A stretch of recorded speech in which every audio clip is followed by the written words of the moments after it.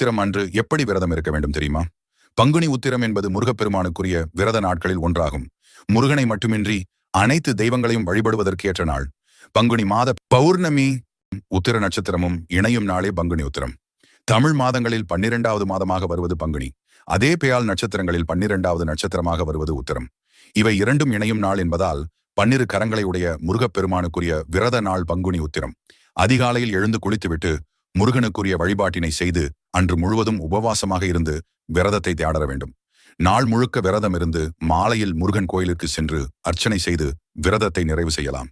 வயதானவர்கள், உடல் நலம் பாதிக்கப்பட்டவர்கள் பால், பழம் போன்றவற்றை உண்ணலாம். ஒரு வேளை மட்டுமே உணவு உண்டும் விரதம் இருக்கலாம். நாள் முழுவதும் முருகன், சிவன் மந்திரங்களை உச்சரிக்க வேண்டும். அதிகம் பேசாமல் விரதத்தின் போது மௌனமாக இருப்பது நல்லது. பூஜை செய்த பிறகு ஒரு தம்பதியினரை அழைத்து வந்து தாம்பூலத்தில் அவர்களுக்கு புடவை, வேட்டி வைத்து கொடுக்க வேண்டும். தொடர்ச்சி